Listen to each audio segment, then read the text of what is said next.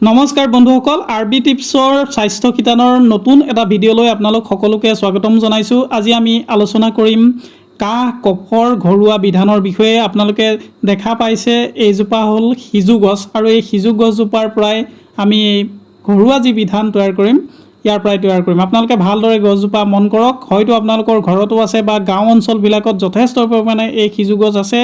গা গছডাল মঙহাল হয়, অলপ কাঁইটি আপোনালোকে দেখা পাইছে আৰু ইয়াৰ পাতবিলাক ছিঙিলে এই ধৰণে বগা বগা আঠা জাতীয় পদাৰ্থ ওলায়। আৰু এই সিজু পাত আমি ঔষধটো প্ৰস্তুত কৰিবৰ বাবে যিটো আমি ঘৰুৱা বিধান প্ৰস্তুত কৰিম, সেই প্ৰস্তুত কৰিবৰ কাৰণে ইয়াৰ কুমলীয়া 10-12 খিলা পাত আমি লৈছোঁ, অলপ কোমল চাইজৰ পাত।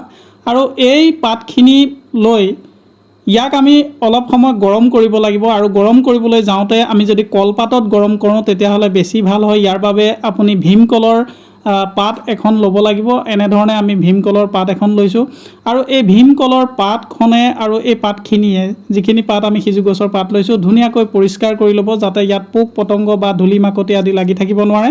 ধুনীয়াকৈ পৰিষ্কাৰ পানীৰে চাফ চিকুণ কৰি ল'ব। লোৱাৰ পিছত আমি মাছ যেনেদৰে পাতত দিওঁ, সৰু মাছ যেনেদৰে আমি কলপাতত বান্ধি আমি পাতত দিওঁ, ঠিক সেইদৰে এইখিনিও আমি কলপাতত অলপ সময় আমি গৰম কৰি ল'ব লাগিব। আৰু গৰম কৰিবলৈ যাওঁতে আমি কলপাতত কি ধৰণে বান্ধিম আপোনালোকে দেখা পাব। ইয়াত সম্পূৰ্ণকৈ চাই থাকিব ভিডিঅ'টো, যথেষ্ট ইনফৰ্মেটিভ ভিডিঅ'। কাহ কফৰ বাবে অতি উপকাৰী আৰু কাহ আৰু কফ সৰু ল'ৰা ছোৱালীৰ পৰা আৰম্ভ কৰি ডাঙৰ সকলোৰে কাহ কফৰ সমস্যা হয়। আৰু এই সমস্যাৰ পৰা পৰিত্ৰাণ পাবৰ বাবে সহজে আমি কি ঘৰুৱা উপায় অৱলম্বন কৰিব পাৰোঁ সেইটো আপোনালোকে এই ভিডিঅ'টোৰ জৰিয়তে গম পাব। অতি মহৌষধ বুলি কোৱা হয়। এই সিজু পাতৰ ৰসে আপোনাৰ যদি পুৰণি কাহ আছে বা আপোনাৰ যদি কফ আছে বা আপোনাৰ যদি সন্তানৰ ল'ৰা ছোৱালী, সৰু সৰু ল'ৰা ছোৱালী যদি কফ বহি যায় বুকুত, তেতিয়াহ'লে এই সিজু পাতৰ ৰসে যথেষ্ট উপকাৰ সাধন কৰে। কফ ফালি বাহিৰ কৰি দিব পাৰে এই সিজু পাতে। আমি দেখা পাইছে এনেধৰণেৰে সিজু পাতখিনি কলপাতত মেৰিয়াই লোৱা হ'ল আৰু কলপাতত মেৰিয়াই আপুনি ইয়াক অলপ সময় গৰম কৰিব লাগিব। ইয়াৰ বাবে আপুনি গেছত এনেধৰণে গৰম কৰিব পাৰে, নাইবা আপুনি জুইটো ইয়াক কিছু সময় গৰম কৰি ল'ব লাগিব। আৰু যেতিয়া দেখা পাব যে কলপাতকেইখন যেতিয়া অলপ অলপ পুৰি গৈছে, আপোনালোকে দেখা পাব যে ই গৰম হৈ গৈছে। আৰু গৰম হোৱাৰ পিছত এই ধৰণে কাঢ়ি ল'ব আৰু লৈ ইয়াক যদি এনেকৈ গৰম কৰি পেলাই চেপা হয় তেতিয়াহ'লে ইয়াৰ পৰা ৰসটো সম্পূৰ্ণকৈ বাহিৰ হয় আৰু ৰসখিনি ভাল ধৰণে আপুনি উলিয়াই ল'ব। আমি এই সিজু পাতখিনি নমাই কেনেধৰণেৰে আমি ৰসটো উলিয়াইছোঁ আপোনালোকে ভিডিঅ'টো চাই থাকিব। আৰু এই ৰসখিনি চেপি লোৱাৰ পিছত আমি তাত আৰু কিছু দ্ৰব্য আমি ইয়াত দিছোঁ। আপোনালোকে চাব যে আমি এনেধৰণেৰে চেপি ল'লোঁ। বন্ধুসকল, এই সিজু পাতৰ ৰস অকল কফ চৰ্দিৰ বাবেই নহয়, ইয়াৰ আৰু অন্যান্য গুণ আছে। আপোনাৰ যদি পাইলছৰ সমস্যা আছে, পাইলছৰ সমস্যাটো এই সিজু পাতৰ ৰসৰ উপকাৰিতা আছে। ঠিক সেইধৰণে পেটৰ অন্যান্য ৰোগৰ ক্ষেত্ৰত, মূত্ৰ সম্পৰ্কীয় যদি অন্যান্য ৰোগ আছে, মূত্ৰ সম্পৰ্কীয় ৰোগতো এই সিজু পাতৰ ৰসে যথেষ্ট কাম কৰে।